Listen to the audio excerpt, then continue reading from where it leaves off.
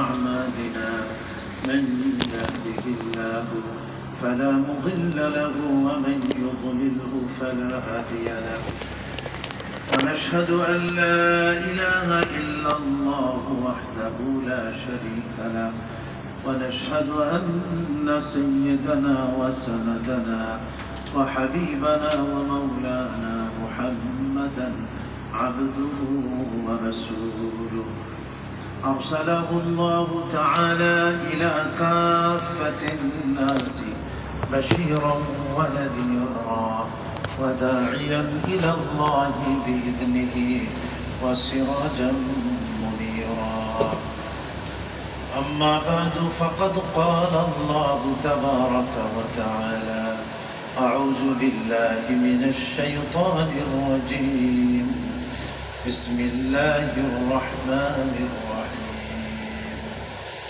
فبما رحمة من الله لنت لهم ولو كنت فظا غليظ القلب لانفضوا من حولك فاعف عنهم واستغفر لهم وشاورهم في الأمر فإذا عزمت فتوكل على الله إن الله يحب المتوكلين.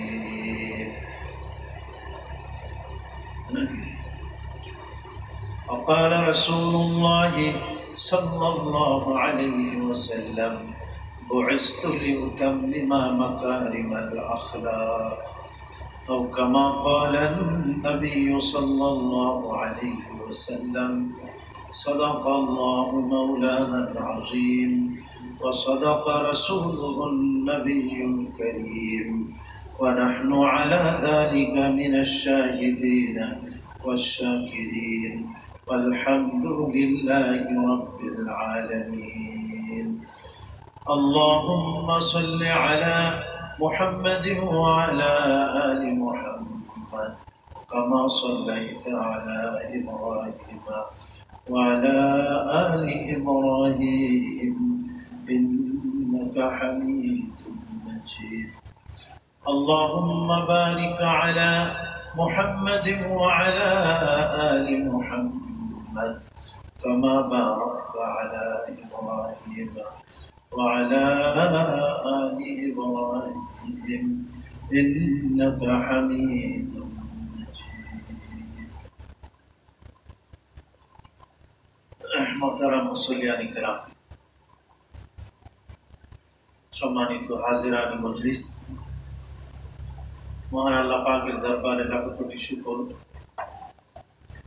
যে তিনি আমাদিগকে রবিউল আউয়াল মাসের তৃতীয় জুম্মা 16 তারিখ রবিউল আউয়াল, অর্ধেক মাস তো চলেই গেছে, আরো বাকি অর্ধেক বাকি আছে।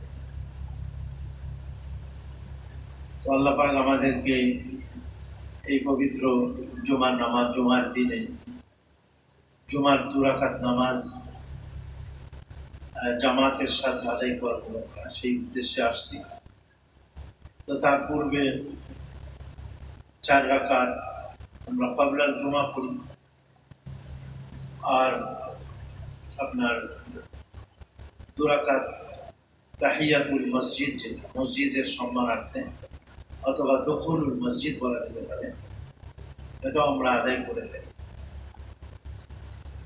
বাকি দুখুলুল মসজিদ, এটা মসজিদে প্রবেশ করেই পড়তে হয়, বসার আগে পড়া উত্তম। বাকি কেউ যদি বসে পড়ে তারপরেও পড়তে পারবে।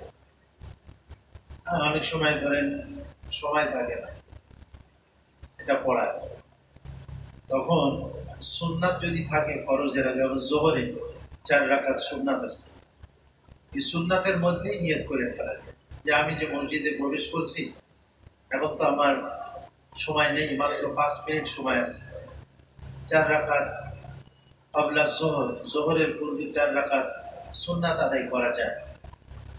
তা আমি এর মধ্যেই নিয়ত করে নিলাম দুখুলুল মসজিদ। তো সে যদি নিয়ত করে নেয় তাহলে ক্বাবলাল জোহর যে সে 4 রাকাত সুন্নাতে মুআক্কাদা আছে সেটাও হবে, আর দুখুলুল মসজিদে নিয়ত করার কারণে ওই 4 রাকাতের দ্বারা সে দুখুলুল মসজিদেরও নেকি পাবে ইনশাআল্লাহ। আর যদি আলাদাভাবে পড়তে পারে, সময় থাকে, 10 মিনিট সময় আছে, 2 রাকাত পড়ে নিল দুখুলুল মসজিদ। তবে যত নফল নামাজ আছে এগুলি আপনার পড়ার জন্য শর্ত হলো যে মাকরু ওয়াক্ত যেন না হয়, এটা খেয়াল রাখতে হবে। যেমন আসরের ফরজ আদায় করার পরে সূর্য অস্ত যাওয়া পর্যন্ত পড়া যাবে দুখুলুল মসজিদ বলেন, তাহিয়াতুল মসজিদ, অন্য যে কোনো নামাজ, সালাতুল হাজত ইত্যাদি। এমনিভাবে আপনার ফজরের সবে সাদেক হয়ে যখন যায় তখন থেকে নিয়ে সূর্য ওঠা পর্যন্ত এই সময়ও আপনার ফজরের 2 রাকাত সুন্নত বাদে বাকি কোনো নফল নামাজ পড়া যাবে এই সময়টা। আর সূর্য যখন মাথার উপরে, এই 3 টাইম বাদে অন্য সময় পড়া যাবে। বাকি মাগরিবের পূর্বে অনেকে বলে যে 2 রাকাত সুন্নাত, এটা আমি আগেও বলছি। এটা এই জন্য নবীজি হয়তো জীবনে একবার পড়ছেন, সাহাবায়ে কেরাম থেকে এটা পড়ার পাওয়া যায়। কিন্তু যে এই যে মাকরু ওয়াক্তটা ছিল, এখন আর মাকরু ওয়াক্ত নাই, এই কথাটা বোঝানোর জন্য মানে পড়া হয়েছিল। এটা কোনো সুন্নাত অথবা মুস্তাহাব কিছু নাই, এটা বৈধতা যে এখন থেকে নামাজ পড়া যাবে, অসুবিধা।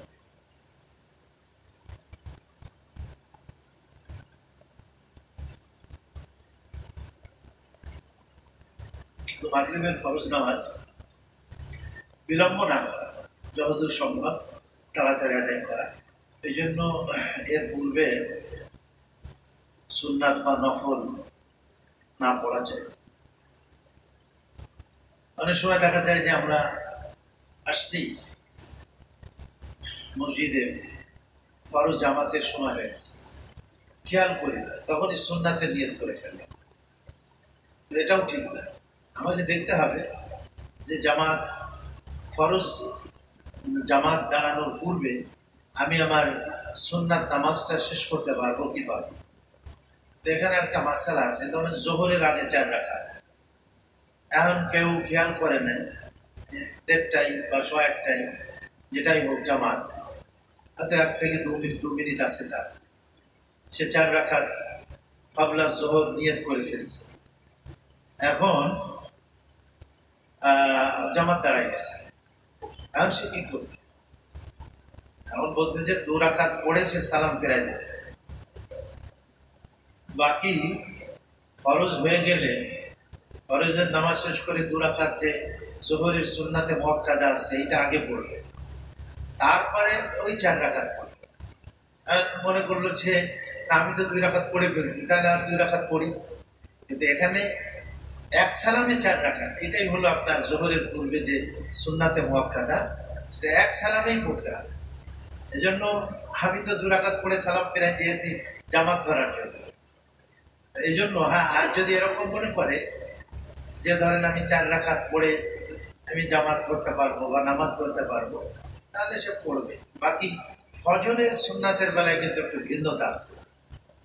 হ্যাঁ, তখন যদি সে মনে করে যে আমি সালাম ফেরানোর আগ পর্যন্ত আমি গিয়ে সুন্নাত শেষ করে আমি আপনার ইমাম সাহেবকে ধরতে পারবো জামাতের মধ্যে, তাহলে সে মসজিদের বারান্দায় অথবা পিলারকে সামনে রেখে এক সাইড করে সে 2 রাকাত সুন্নাতে মুআক্কাদা ফজরের বেলায় এটা সে পড়বে। কিন্তু জামাত দাঁড়িয়ে গেছে বলে সে সুন্নাতে মুআক্কাদা ছেড়ে দেবে ফজরের, এরকম না। অন্য ওয়াক্তের মধ্যে সে ছাড়তে পারবে, যেহেতু জামাত দাঁড়িয়ে গেছে। এখন সে আগে সুন্নাত কি বলে ফরজের জামাতে শরীক হবে, তারপরে 2 রাকাত সুন্নাতে মুআক্কাদা পড়বে জোহরের ক্ষেত্রে, তারপরে 4 রাকাত যে তার ছুটে গেছে সেটা পড়বে। কিন্তু ফজরের বেলায় সে যদি জামাত ধরতে পারে তাহলে কিন্তু তাকে ওই 2 রাকাত সুন্নাতটা পড়তে হবে। হ্যাঁ, এই সুন্নাতের একটু তাকিদটা বেশি আসছে ফজরের বেলায়। হ্যাঁ, যদি সে মনে করে যে না, আমি যদি ওই সুন্নাত পড়তে যাই, ইমাম সাহেব 2য় রাকাতে আছে অথবা আত্তাহিয়াতুর মধ্যে আছে, শেষ রাকাতে বৈঠকে আছে, এখন 2 রাকাত সুন্নাত পড়তে গেলে তো ইমাম সাহেব সালাম ফিরায় নামাজ শেষ, আমি জামাতেই ফৌত হয়ে যাবো, তখন কি করবে? তখন সুন্নাতে মুআক্কাদা যে ফজরের 2 রাকাত আছে এটা বাদ দিয়ে জামাতের মধ্যে শরীক হবে। তারপরে সূর্য উঠে গেলে যখন ইশরাকের ওয়াক্ত হয়ে যায়, সূর্য ওঠার 15 মিনিট পরে আপনার সে ওই 2 রাকাত সুন্নাত যেটা তার ছুটে গেছে সেটা আদায় করবে। আমরা বুঝতে পারছি কিনা? আর অন্যান্য ক্ষেত্রে যদি তার ফরজ সহ ছুটে দেয়, যেমন আমরা জোহর তার সুন্নাত ফরজ ছুটে গেছে, সেই সমস্ত ক্ষেত্রে যখন সে কাজা পড়বে অন্য অক্তে গিয়ে তখন শুধু ফরজ পড়বে, কিন্তু ফজরের বেলায় 2 রাকাত সুন্নাতও পড়বে। কিন্তু ফজরের বেলায় তার যে নামাজ হয়তো চোখ চোখ খোলে নাই, ঘুম থেকে উঠে দেখে যে সূর্য উঠে গেছে, এখন সে কি করবে? এখন সে 2 রাকাত সুন্নাতে মুআক্কাদাও পড়বে, আবার পরে 2 রাকাত ফরজ এসে। তো যাক, তো আমরা যখন মসজিদে প্রবেশ করি তখন আমরা খেয়াল রাখি এটা, হ্যাঁ, যে এখন সুন্নাতের সময় আছে কিনা, বা দুখুলুল মসজিদ যদি আমরা পড়ে থাকি তাহলে তারও সময় আছে কিনা এটা খেয়াল রাখি। আর জুমার দিনে আমি এটা বলতে চাচ্ছিলাম আর কি, যে আমরা এই যে বয়ান শুরু করলাম, অনেক মুসল্লি ভাই ওনারা কিন্তু সুন্নাত পড়তেছে, এটা তো ওনাদের নামাজের ভিতরে বিঘ্নতার সৃষ্টি হয়। এখানে বয়ান চলতে থাকলো, আবার ওনারা সুন্নাত করতে থাকলেন। এই জন্য 12:30টার আগেই আমরা সুন্নাত শেষ করে ফেলার চেষ্টা করি। 12:30টার পূর্বেই যেন আমাদের সুন্নাত শেষ হয়ে যায়। বাকি যদি 12:30টার পূর্বে না পড়তে পারি তাহলে তো আমরা সময় তো দিতেছি আপনাদের ইয়ের পরে, বয়ানের পরে 4 রাকাত সুন্নাতের সময় দেওয়া হয় না, ওই সময় পড়ে নেব। বাকি এখানে বয়ানও চলবে আর আপনাদের সুন্নাত নামাজও চলতে থাকবে, এই জিনিসটা আসলে ঠিক হয় না, এই জন্য খেয়াল রাখবো।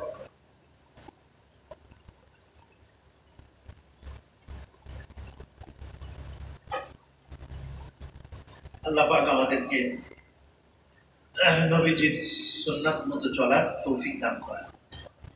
আমি গতকাল না পরশুদিন ফেনীতে গেছিলাম। ওখানে বিশেষ করে কিছু ধর্মীয় মাদ্রাসা আছে, এই মাদ্রাসাগুলি অনেক ক্ষতিগ্রস্ত হয়েছে। আমরা ওখানে কিছু টাকা পয়সা দেওয়ার জন্য এই মাদ্রাসা গুলা, এবং কিছু কিছু মাদ্রাসা তারা বললো যে আমাদের প্রথম তালা তো ডুবেই গেছে, নিচতলা, আর ওখানে যে বিল্ডিং 2 তলা 3 তলা 4 তলা যে বিল্ডিংগুলি আছে, এইখানে ওদের সাধ্য মতো কোথাও 500, কোথাও 1000, 2000, 3000 পাবলিককে ওরা মাদ্রাসার মধ্যে জায়গা দিয়েছে। এবং কিছু কিছু মাদ্রাসা বললো এই সকল পাবলিকের খানা দানা এই বন্যার কয়েকদিন আপনার ওনারা মাদ্রাসার থেকে জারি করছে। সুবহানাল্লাহ। আমরা কিছু কিছু, অত বেশি ছিল না আমাদের কাছে, আমরা কোনো মাদ্রাসায় এই 50,000 টাকা দিয়েছি, কোথাও 80,000, কোথাও 1 লাখ, এরকম করে এই মাদ্রাসাগুলা। তা প্রায় ধরেন 7-8টা মাদ্রাসা তো ফেনী শহর এবং ফেনী শহরের আশপাশে, এই মাদ্রাসাগুলাতে আমরা সেখানে গিয়ে শিক্ষক ছাত্রদের সঙ্গে দেখা সাক্ষাৎ করেছি। আর গ্রামে দূরে যে মাদ্রাসাগুলি, সেখান থেকে 20-25টা মাদ্রাসার প্রিন্সিপাল যারা, মোহতামিম বলে আমাদের ভাষায়, মোহতামিম সাহেব যারা, ওনারা তো তশরিফ নিয়ে আসছিলেন। ফেনী জামিয়া ইসলামিয়া একটা মাদ্রাসা আছে শহরে, ওইখানে।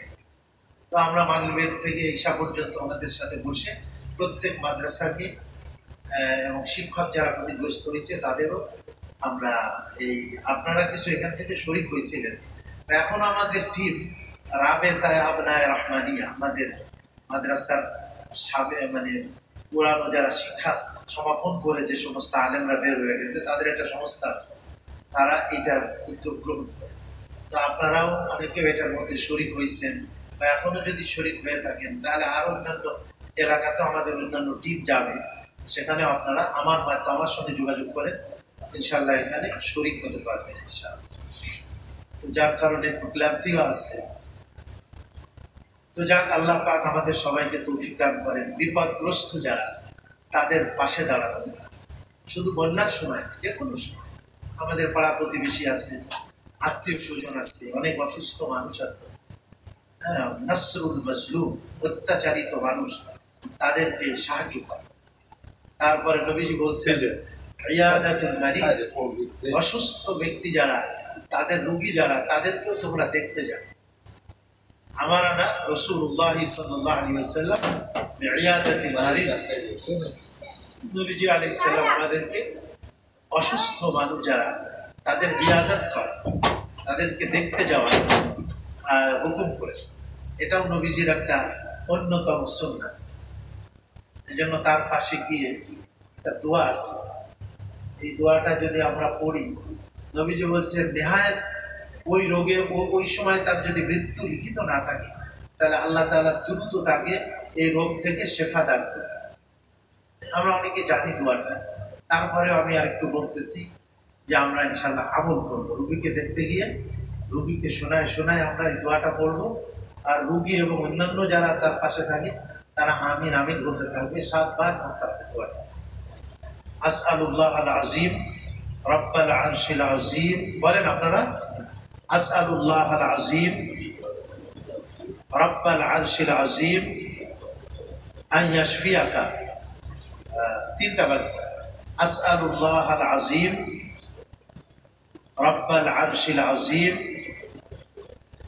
আন ইয়াশফিয়াকা, এটা আসআলুল্লাহ আল আজিম রব্বাল আরশিল আজিম আন ইয়াশফিয়াকা, যে আমি মহান রবের কাছে আমি দোয়া করতেছি, আমি চাইতেছি, আসআলুল্লাহ আল আজিম, যিনি মহান সেই আল্লাহ পাকের কাছে আমি প্রার্থনা করতেছি, রব্বাল আরশিল আজিম, যিনি আরশে আজিমের প্রভু, মহান যে আরশ আছে আল্লাহ পাক, এই আরশে আজিমের প্রভু তিনি, আন ইয়াশফিয়াকা, যে তিনি যেন দ্রুততম সময়ে তোমাকে সুস্থ করে দেন। এই দোয়াটা যে দেখতে যাবে সে পড়বে, আর বাকিরা আমিন আমিন বলবে, 7 বার পড়তে হবে দোয়াটা। তো এই দোয়ার বরকতে আল্লাহ চাহে তো ওই রোগীকে দ্রুততম সময়ে সুস্থ করে দেবে ইনশাআল্লাহ। জায়গাগুলি আমরা পরে আলোচনা করবো। আমি যে আয়াত পড়েছি, রাসূল করিম আলাইহিস সালামের আখলাক কেমন ছিল। মানুষের সব থেকে বড় জিনিস কিন্তু আখলাক। নবীজি যে মানুষকে দাওয়াত দিয়েছেন, এটা আখলাকের দাম, হসনে আখলাক। আল্লাহ পাক সূরা কালামের মধ্যে বলছেন, ইন্নাকা লাআলা খুলুকিন আযীম, নিশ্চয়ই আপনি মহান চরিত্রের অধিকারী।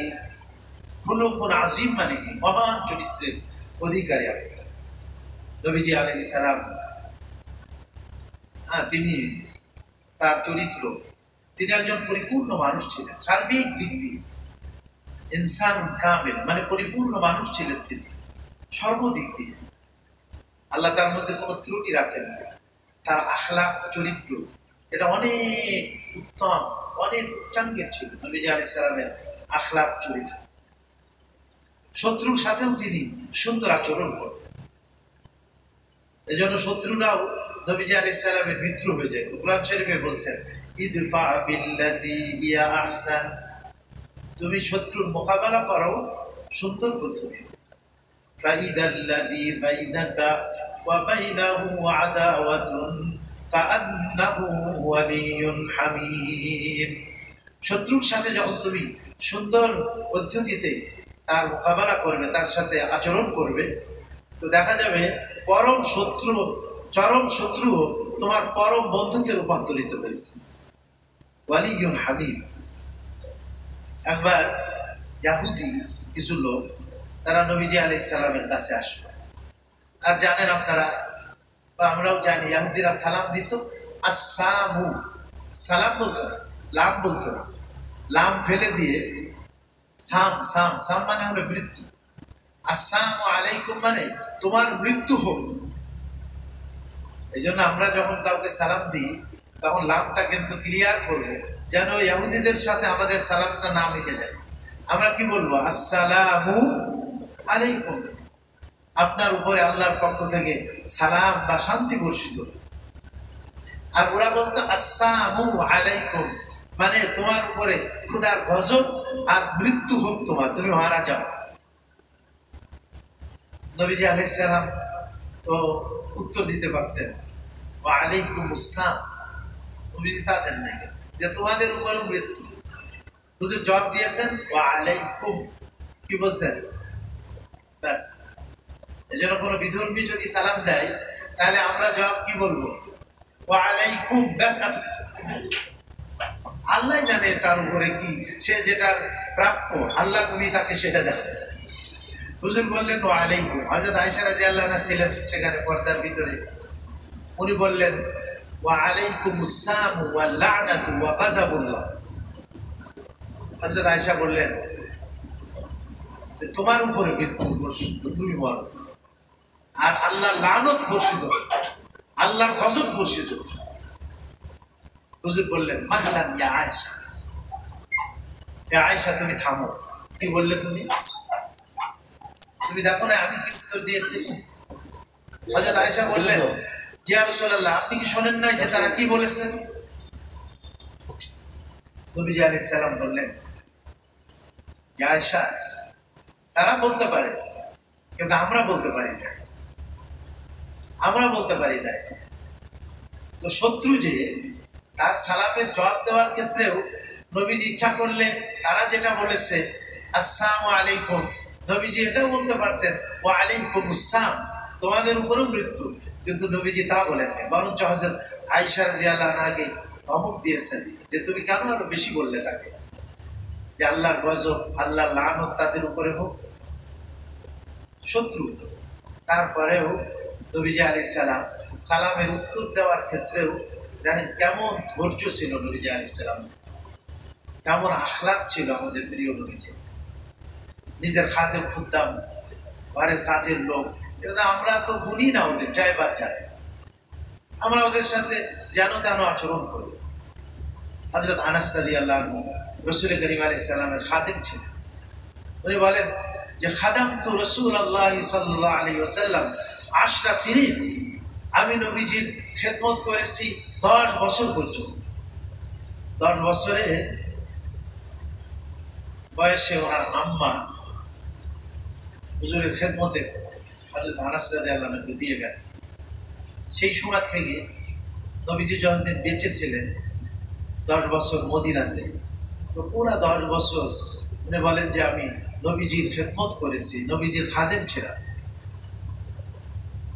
ফামা ক্বালা লি উফুন, এই দীর্ঘ 10 বছরে নবীজি কোনোদিন কোনো সময় আমাকে উফ শব্দ বলেন যে হে আনাস তুমি এই কাজটা করলে উফ, তা বলেন। আমা ক্বালা লি লিমা ফাআলতা, আমি যা কিছু করেছি এই ব্যাপারে নবীজি কোনোদিন আমাকে বলেন নাই লিমা ফাআলতাহু, তুমি কেন করেছো। আমা তারাকতুহু ফামা ক্বালা লি লিমা তারাকতাহু, আর যে কাজকে আমি বর্জন করেছি সেই কাজের ব্যাপারে নবীজি কোনোদিন আমাকে বলেন নাই যে আনাস তুমি কেন এটা বর্জন করলে, কেন এটা তুমি ফেলে রাখলে, করো নাই কেন। রাসূল উনি বলেন যে আমি নবীজি আলাইহিস সালামের থেকে উত্তম মানুষ পৃথিবীতে আর দেখি নাই। রাসূল করিম আলাইহিস সালাম এত সুন্দর মানুষ ছিলেন। একজন সাহাবী ছিলেন হযরত হাসান, হযরত হাসান ইবনে সাবিত রাদিয়াল্লাহু তাআলা আনহু। উনি কি বলেন, আহসানু মিনকা মা রাআইতু কাত্তু মা রাআত আইনি, আহসানু মিনকা লাম তারা কাত্তু আইনি,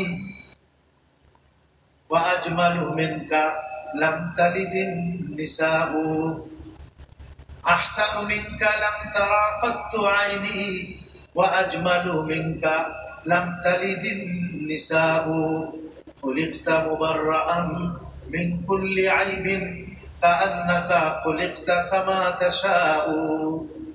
পৃথিবীর কোন চক্ষু এত সুন্দর মানুষ দেখে নাই।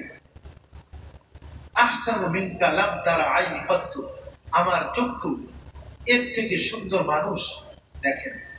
ওয়া আজমালু মিনকা লাম তালিদিন নিসাউ, কোন মহিলা জন্ম দেয় নাই এত সুন্দর, এত সুন্দর আকৃতির কোন মানুষ মহিলা জন্ম দেয়নি পৃথিবীতে। এত সুন্দর রাসূল করিম আলাইহিস সালাম, তার বাহ্যিক আকৃতি যেমন সুন্দর ছিল, তার অভ্যন্তরীণ ইমান, আকিদা, আখলাক, চরিত্র, আচার আচরণ, এটা সৌন্দর্য।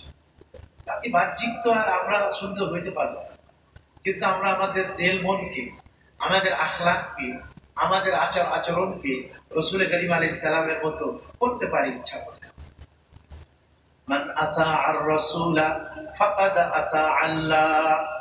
যে আল্লাহর রসুলকে অনুসরণ করলো, আল্লাহর রসুলকে মেনে চললো, সে কেমন যেন আল্লাহকে মেনে চললো। মা আতাকুমুর রাসূল ফাখুযু। আল্লাহর রসুল যা তোমাদেরকে করতে বলেছেন তা তোমরা করো। আমা নাহাকুম আনহু ফান্তাহু। আর তিনি যার থেকে তোমাদেরকে নিষেধ করেছেন তার থেকে তোমরা কি থাকো, বেঁচে থাকো। রাসূল করিম আলাইহিস সালাম শত্রু প্রতিশোধ নিতে চান না। আমরা সবাই জানি যে নবীজির দাওয়াতকে যখন মক্কাবাসীরা প্রত্যাখ্যান করছে, নবীজিকে মেরে জর্জরিত করে দিয়েছে, হ্যাঁ, নবীজির সঙ্গে এমন কোনো আচরণ নেই যা তারা করেনি। নবীজি উম্মিদ করলেন যে তায়েফের বনু সাকিফ গোত্র প্রসিদ্ধ, অতিথি পরায়ণ, ভদ্র, আমি যদি তাদেরকে গিয়ে বুঝাইতে পারি হয়তো তারা আমার দাওয়াতকে গ্রহণ করবে। অনেক বুক ভরা আশা নিয়ে রাসূল করিম আলাইহিস সালাম এই তায়েফে গিয়েছিলেন। কত, মক্কা থেকে কত, 70 কিলো না কত, না একটু বেশি হবে। আর পাহাড়িয়া পথ, বর্তমানে এরকমের সুন্দর গাড়ি নিয়ে যাওয়ার পথ তো ছিল না। নবীজি কত কষ্ট করে সেখানে সেই তায়েফের ময়দানে এই তায়েফের বাসীদের কাছে নবীজি দাওয়াত দিলেন, এবং তাদের বড় বড় তিনজন যে তাদের নেতা ছিল, সর্দার ছিল, তাদের কাছে গিয়ে ইসলামকে পেশ করে, কিন্তু তারা গ্রহণ করলই না। এবং তাদের যে খ্যাত, তারা অতিথি পরায়ণ খ্যাত মানুষ ছিল, সে ধরনের কোনো অতিথি তো করলই না, বরঞ্চ তারা প্রত্যাখ্যান করে দিল এবং তাদের দুষ্ট ছেলেদেরকে রাসূল করিম আলাইহিস সালামের পিছনে লেলিয়ে দিল। আমরা ঘটনা জানি যে নবীজি আলাইহিস সালামের এরকমের পাথর তার শরীরে তারা নিক্ষেপ করতে লাগলো, যে নবীজি এক পা উঠাইতেছেন তো যে পা মাটিতে ওই পায়ের মধ্যে পাথর মারতেছে না। নবীজির শরীরকে সব ক্ষত বিক্ষত করে দিয়েছে, রক্তাক্ত করে দিয়েছে। নবীজির জুতাও রক্তে নবীজির পায়ের সাথে এঁটে গিয়েছে, জুতা খুলতে পারতেছেন না, আর সামনে আর হাঁটতে পারেন না। নবীজি কিছু দূর গিয়ে বসে পড়লেন, সেখানে আল্লাহ পাকের কাছে প্রসিদ্ধ দোয়া করলেন, আল্লাহুম্মা ইন্নী আশকু ইলাইকা যুফা কুওয়াতি ওয়া কিল্লাতা হিলাতি ওয়া আহওয়ানি আলান নাস। যে আল্লাহ, আমি তোমার কাছে আমার দুর্বলতার অভিযোগ করি, কিল্লাতা হিলাতি, আর আমি হয়তো সেই কৌশল অবলম্বন করতে পারিনি। আমার হিলা কৌশল অবলম্বন করতে যেভাবে উচিত ছিল আমি হয়তো করতে পারিনি, আমারই দুর্বলতা। ও হাওয়ানি আলান নাস, আর মানুষ হয়তো আমাকে চেনে নেয়, মানুষের কাছে আমি ক্ষুদ্র, ছোট, তারা হয়তো আমাকে জানে না। ও আল্লাহ, আনতা আরহামুর রাহিমিন ওয়া আনতা রব্বি ওয়া রাব্বুদ দুআফা। তুমি দুর্বলদের প্রভু, তুমি আমারই প্রভু। তুমি যে লম্বা দোয়া করলে, আল্লাহুম্মা ইল্লাম তাকুন সাখিতান আলাইয়া ফালা উবালি। যে আল্লাহ, তুমি যদি আমার উপরে অসন্তুষ্ট না হয়ে থাকো তাহলে আমি কোনো পরোয়া করি না, কারোর কোনো পরোয়া আমি করি না। তো দেখা গেছে নবীজি লম্বা দোয়া করলেন, দোয়ার থেকে ফারেক হইলেন, জিবরাইল আমিন আসছে, ফেরেশতাদের রক্ষণাবেক্ষণকারী, এই যে পাহাড়ের রক্ষণাবেক্ষণকারী যে ফেরেশতা, তাকে নিয়ে। এবং আল্লাহ বলে যে আপনার দোয়া আল্লাহ পাক শুনেছেন, হে আল্লাহর হাবিব, আল্লাহ আমাকে পাঠাইছেন। এই যে দুই পাহাড়ের মাঝখানে যে বসবাসকারী তায়েফবাসী, এই দুই পাহাড় রক্ষণাবেক্ষণকারী ফেরেশতা, আপনি যদি বলেন এক্ষুনি তায়েফবাসীকে এই দুই পাহাড়কে মিলিয়ে দিয়ে নিষ্পেষিত করে ফেলবে, নিষ্পেষিত করে ফেলবে। আপনি যদি একটু হুকুম দেন বা একটু বলেন, তা আমরা হলে কি বলতাম, নিশ্চয়ই এটা তো একটা প্রতিশোধ নেওয়ার মক্ষম সময়, আমরা প্রতিশোধ নিই না, হ্যাঁ আমাদেরকে খতম করে দাও। আল্লাহ নবীজি আলাইহিস সালামকে একটু বদদোয়া করতে বলছে, কখনো শত্রুরা যারা কষ্ট দিয়েছে, ইয়া রাসূলুল্লাহ আপনি ওদের বিরুদ্ধে একটু বদদোয়া করেন। হুজুর বললেন যে আল্লাহ আমাকে মা বাআসানি লাআনান বাল বাআসানি রাহমাতাল লিল আলামিন, আল্লাহ তাআলা আমাকে লানত করার জন্য, বদদোয়া দেওয়ার জন্য আল্লাহ আমাকে প্রেরণ করেন নাই, আল্লাহ আমাকে প্রেরণ করেছেন রাহমাতাল লিল আলামিন, সমস্ত বিশ্ববাসীর জন্য রহমত স্বরূপ আমি এসেছি। রাসূল করিম আলাইহিস সালাম জবাব দিলেন, ও জিবরাইল, আমি হয়তো এদেরকে বুঝাইতে সক্ষম হয়েছি, অক্ষম হয়েছি, কিন্তু আমি আশা করি ইন্নী লা আরজু আন ইউখরিজাল্লাহু মিন আসলাবিহিম মান ইয়ারিফুল্লাহ ওয়া ইয়ারিফু দীন, কিন্তু আমি আশা রাখি এদের সন্তান সন্ততির মধ্যে, এদের জেনারেশনের মধ্যে, ভবিষ্যৎ জেনারেশন আল্লাহ এমন সৃষ্টি করবেন যারা হয়তো আল্লাহকে চিনবে, আল্লাহর দ্বীনকে তারা জানবে, আল্লাহর দ্বীনকে গ্রহণ করবে। আমি এই আশা করি, আমি আশা করি না, চাই না যে তাদেরকে খতম করে দেয়া। আসলে নবীজি শত্রুরও অকল্যাণ চাইতেন, কল্যাণ চাইতেন। একবার চুরি করছে, ধরা পড়ছে, ঢাকা বিশ্ববিদ্যালয়ের চোর সন্দেহে দেখেন একটা লোককে মেরে ফেলছে। এটা কত বড় একটা জুলুমের কাজ হয়েছে। ভাই তোমরা মারলে কেন? তোমরা একে পুলিশের হাতে দিতে পারতে। ঠিক আছে, তোমাদের সন্দেহ হয়েছে, পুলিশকে ডেকে তোমরা পুলিশের হাতে দাও, তোমরা নিজেরা একে প্রহার করতে করতে একে মাইরে ফেলবা, এই ক্ষমতা তোমাকে কে দিবে? এই কাজটা কত জঘন্যতম কাজ হয়েছে না এটা? আগেও একবার পিঠায় আবরার নামে একটা ছেলেকে এই আপনার বুয়েটের ইসের মধ্যে তাকে হত্যা করছে, এইভাবে শহীদ করছে। এটা জঘন্যতম কাজ। কেন আমরা মারধর করবো কেন? তো যাক, শরিয়াতের হুকুম যেটা, আস-সারিকু ওয়াস-সারিকাতু ফাকতাউ আইদিয়াহুমা, দেখেন সঠিক আইন যদি প্রয়োগ হয় তাহলে কিন্তু এই আপনার দুর্নীতি কমে যাবে। ইসলামী আইন যদি প্রয়োগ হয় দেশের মধ্যে, তাহলে দুর্নীতি থাকার কোনো কথা না। আল্লাহ এই আয়াতে বলছেন, আস-সারিকু ওয়াস-সারিকাতু, যারা চুরি করে তাদের হাতকে কেটে দাও, ফাকতাউ আইদিয়াহুমা জাযাআম বিমা কাসাবা, তারা যে অন্যায় কাজ করলে এর প্রতিশোধ, ওয়া নাকালাম মিনাল্লাহ, এবং অন্যের জন্য শিক্ষা হবে। আয-যানিয়াতু ওয়াজ-যানি ফাজলিদু কুল্লা ওয়াহিদিন মিনহুমা মিআতা জালদা, ব্যভিচারী আর ব্যভিচারিণী প্রত্যেককে 100 দুর্রা আঘাত করো, 100 আঘাত করো। ওয়ালা তা'খুযকুম বিহিমা রাফাতুন ফি দীনিল্লাহ, আল্লাহর দ্বীনকে কায়েম করতে গিয়ে কোন রকমের নম্রতা যেন তোমাদেরকে স্পর্শ না করে। তো হুজুর চুরিতে ধরা পড়ছে, এখন তো তার হাত কেটে দিতে হবে। হুজুরের সব থেকে প্রিয় ছিলেন হযরত উসামা, হুজুরের পালক পুত্র যায়েদ, তার ছেলে উসামা ইবনে যায়েদ। সবাই বলল যে হুজুরের কাছে একটু সুপারিশ নিয়ে পাঠায় দেখা যাক যে হুজুর এটা প্রত্যাহার করে কেন, কারণ কুরাইশ বংশীয় নারী সে, কুরাইশ বংশের নাক কাটা যায় যদি তার হাত কাটা যায়। হ্যাঁ, তো রাসূল করিম আলাইহিস সালামের কাছে সুপারিশ নিয়ে গেছে, ইয়া রাসূলুল্লাহ আমাকে পাঠাইছে যে কোন রকমের তার শাস্তিটা মওকুফ করা যায় কিনা। আল্লাহর কোরআনের বিধান, এটা নবীজিকে মওকুফ করতে পারেন? বলেন, নবীজি মওকুফ করার তো কোনো ইখতিয়ার নেই। হুজুর গুসায় লাল হয়ে গেছে, চেহারা লাল হয়ে গেছে। তোমরা আল্লাহর যে হদ, আল্লাহর নির্ধারিত শাস্তির ব্যাপারে তোমরা আমার কাছে সুপারিশ করতে আসছো? এটা আমার ইখতিয়ারের বাইরে। হুজুর বললেন যে ঠিক আছে, তার হাত কেটে দেওয়া হবে। কিন্তু নবীজি আবার এই পাশে কিন্তু কাঁদতেছে, হুজুরের চোখ দিয়ে দরদার বেগে পানি বইতেছে। তো সাহাবায়ে কেরাম বললেন, ইয়া রাসূলুল্লাহ আপনি না হুকুম করছেন তার হাত কেটে দেওয়ার? বলে যেটা তো আল্লাহর হুকুম, আল্লাহর বিধান, এখানে হাত দেওয়ার ক্ষমতা আমার নেই। কিন্তু একজন আমার উম্মতির একজনের হাত কাটা যাচ্ছে, আমার মনে ব্যথা লাগে না? আমার উম্মতির একজন হাত কাটা যাইতেছে না, হুজুর মানুষের প্রতি কেমন দরদি ছিলেন। লাকাদ জাআকুম রাসূলুম মিন আনফুসিকুম আজিজুন আলাইহি মা আনিতুম হারিসুন বিল মুমিনিন।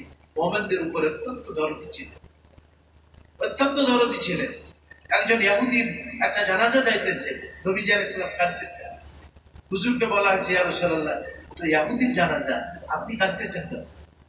হুজুর বললেন যে সে তো মানুষ। নাফসুন তাফাল্লাতাত মিন ইয়াদি, একটা প্রাণ আমার হাত থেকে বের হয়ে জাহান্নামের মধ্যে চলে গেল, আমি কি কাঁদবো না? নবীজি চাইতেন প্রত্যেকটা মানুষ যেন জাহান্নাম থেকে বেঁচে জান্নাতে যেতে পারে, প্রত্যেকটা মানুষ যেন কালেমাওয়ালা হয়ে যায়, প্রত্যেকটা মানুষ যেন মুসলমান হয়ে যায়, প্রত্যেকটা মানুষ যেন ইমানদার হয়ে যায়। নবীজি আলাইহিস সালাম এটাই চাইতেন। আজিজুন আলাইহি মা আনিতুম, তোমাদেরকে যে জিনিসে কষ্ট দেয় নবীজি তাতে কষ্ট পান। হারিসুন আলাইকুম, তোমাদের জন্য অত্যন্ত, হারিস মানে কি, যে তিনি কি বলা যায়, লোভী তোমাদের ইমানের উপর, আগ্রহ করেন, লোভ করেন ইমানের উপর। ওয়াবিল মুমিনিনা রাউফুর রাহিম, মুমিনদের ব্যাপারে তিনি অত্যন্ত দয়ালু, অত্যন্ত কমল তিনি মুমিনদের ব্যাপারে। এই জন্য আমাদের দিল মনটা মানুষের ব্যাপারে কি থাকবে, সবসময় নরম থাকবে।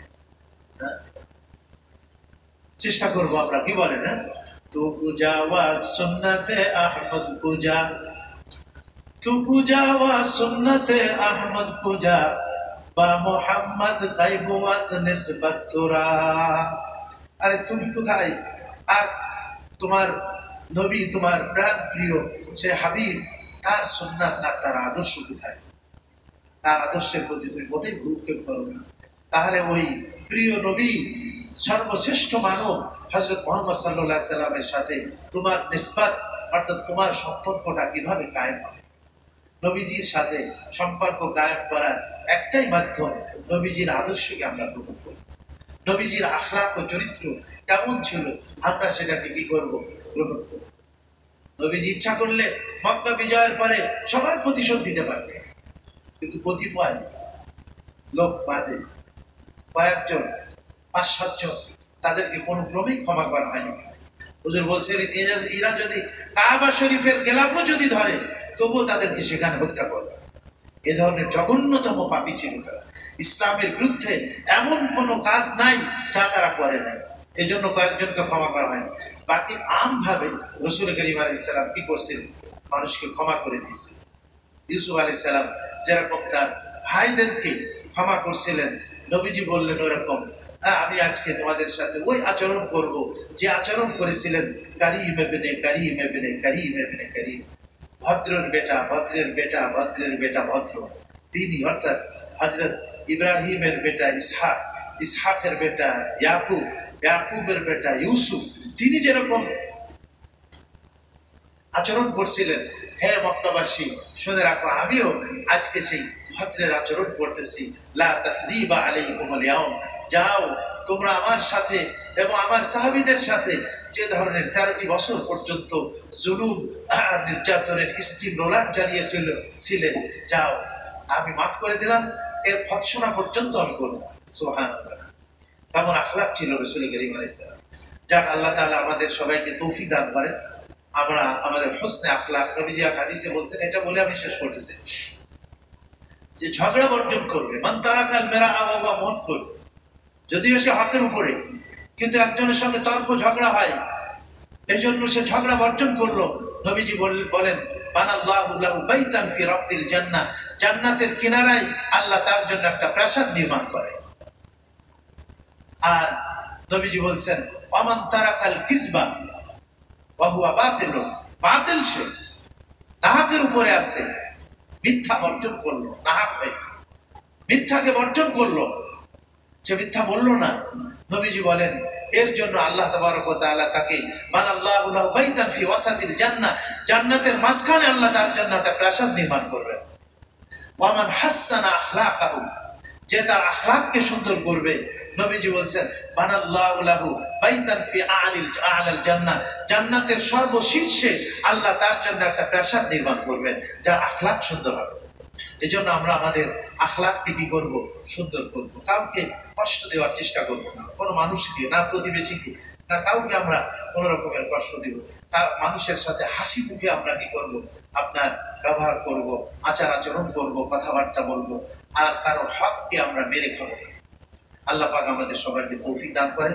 ওয়া আখিরু দাওয়ানা আলহামদুলিল্লাহি রাব্বিল আলামিন। যাদের সুন্নাত বাকি আছে একটু একটু দেন, আমাদের একটা বা সুন্নাতের পরে করলে তো সমস্যা। তো আমরা সুন্নাত পাবলার